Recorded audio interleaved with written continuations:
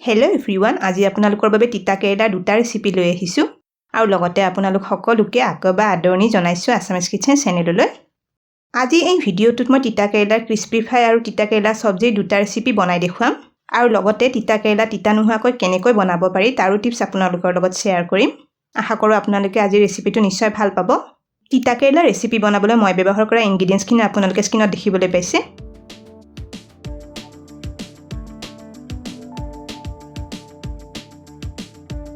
এয়া মই তিতা কেৰেলা 300 গ্ৰামমান লৈছোঁ। এই তিতা কেৰেলাখিনি আগতে পানীৰে ধুই ভালদৰে চাফা কৰি লৈছিলোঁ। এতিয়া তিতা কেৰেলাকেইটাৰ মূৰকেইটা কাটি লৈছোঁ আৰু এই তিতা কেৰেলাটো পাতল পাতলকৈ গোলকৈ কাটি লওঁ।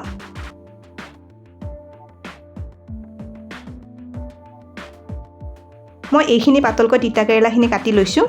আচলতে তিতা কেৰেলাখিনি অলপ পাতলকৈ কাটি ল'লে বনাওঁতে সোনকালে সিজি আহে। গোটেইখিনি তিতা কেৰেলা মই কাটি ল'লোঁ। মোৰ তিতা কেৰেলাকেইটা গুটিখিনি কুমলীয়া আছিলে। আপোনালোকৰ তিতা কেৰেলাখিনি গুটিখিনি যদি পুৰঠ হয় তেতিয়া কাটোতে গুটিখিনি উলিয়াই দিবও পাৰে। এতিয়া ইয়াতে এচামুচ নিমখ দি ল'লোঁ। হালধি এচামুচৰ 3/4 এভাগ দিছোঁ আৰু এয়া 2 চামুচ নেমু টেঙা ৰস দি ল'লোঁ। তিতা কেৰেলাখিনি ভালদৰে এবাৰ সানি ল'ম। অলপ নিমখ সানি থৈ দিলে তিতা কেৰেলাখিনি তিতা ভাৱটো কমি আহিব।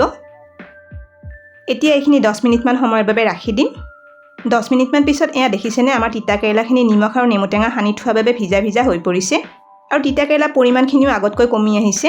এয়া এটা বাতি লৈছোঁ। তিতা কেৰেলাখিনি অলপ অলপকৈ লৈ এইদৰে হাতেৰে চেপি লৈছোঁ।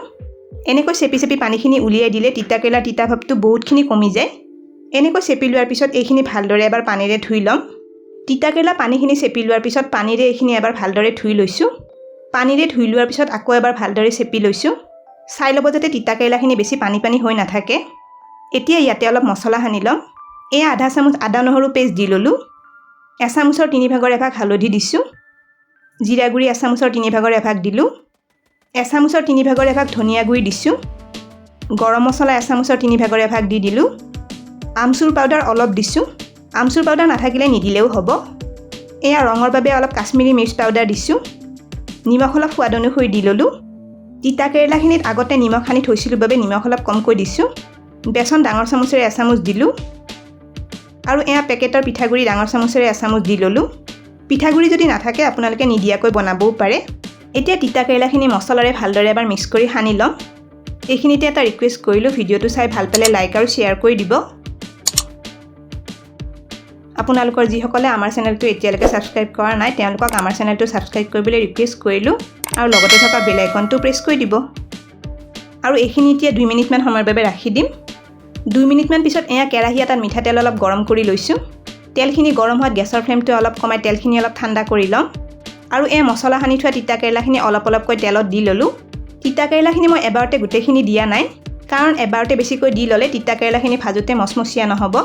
এইখিনি অকণমান হেতাৰে লৰাই দিছোঁ। খুব বেছিকৈ লৰাই থাকিব নালাগে।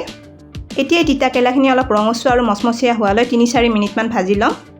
4 মিনিটমান ভাজি লোৱাৰ পিছত এয়া তিতা কেৰেলাখিনি ধুনীয়া মচমচীয়া হৈ আহিছে।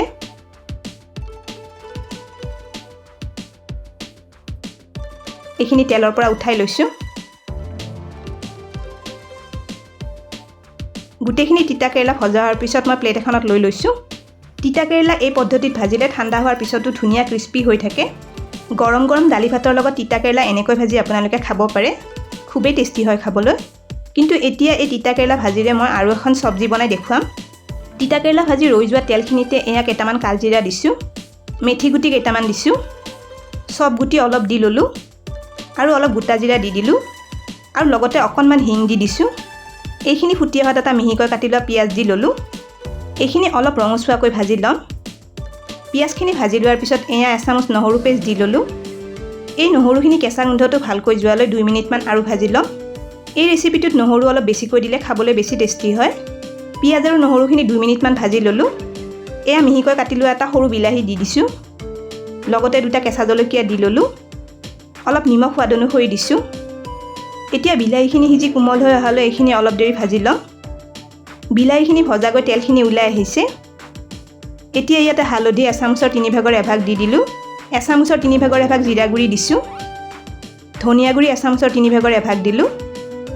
কাশ্মীৰী মিৰ্চ অলপ দি লৈছোঁ। মছলাখিনি দি এবাৰ মিক্স কৰি ল'ম। এতিয়া ইয়াতে ভাজি লোৱা তিতা কেৰেলাখিনি দি ল'লোঁ।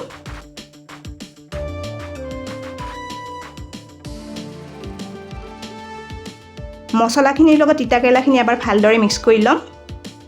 এইখিনি আৰু বেছিকৈ ভাজি থাকিব নালাগে, এবাৰ মিক্স কৰি ল'লে হৈ যাব। এতিয়া তিতা কেৰেলাখিনিত একেবাৰে অকণমান পানী দি লৈছোঁ, ৩-৪ চামুচমান পানী দিলে হৈ যাব। পানীখিনি দি এবাৰ মিক্স কৰি ল'ম। এতিয়া কেৰাহীৰ ঢাকনিখন লগাই এইখিনি কম জুইত ৩ মিনিটমান সময়ৰ বাবে ৰাখি দিম। ৩ মিনিটমান পিছত কেৰাহীৰ ঢাকনিখন আঁতৰাই ল'লোঁ। এয়া চাওক তিতা কেৰেলাখিনি মছলাখিনিৰ লগত ধুনীয়াকৈ মিক্স হৈ পৰিছে। এয়া আধা চামুচ গৰম মছলা দি ল'লোঁ। এইখিনি এবাৰ মিলাই ল'ম। আৰু এয়া আমাৰ তিতা কেৰেলাৰ টেষ্টি চব্জিখন বনোৱা হৈ গৈছে। তিতা কেৰেলাৰ এই চব্জিখন ভাত বা ৰুটি সকলোৰে লগত খাবলৈ খুবেই সোৱাদ লাগে। আৰু তিতা কেৰেলা এনেকৈ এবাৰ বনালে আপোনালোকে তিতা কেৰেলা এনেকৈ বনাই খাবলৈ বিচাৰিব। তেনেহ'লে আজিৰ ৰেচিপিটো কেনে পালে কমেণ্ট কৰি নিশ্চয় জনাব। ভিডিঅ'টো শেষলৈকে চোৱাৰ বাবে অশেষ ধন্যবাদ জনালোঁ। আৰু ভিডিঅ'টো ভাল পালে লাইক আৰু শ্বেয়াৰ কৰি দিব। স্ক্ৰীনত দেখা পোৱা ৰেচিপিকেইটা চাবলৈ মই ৰিকমেণ্ড কৰিলোঁ। ভিডিঅ'কেইটা চাবলৈ ৰেচিপিটোৰ ফটোখনৰ ওপৰত ক্লিক কৰিলেই হ'ল। তেনেহ'লে আজিলৈ আহিছোঁ, আকৌ লগ পাম আৰু এটা নতুন ৰেচিপি ভিডিঅ'ৰ সৈতে।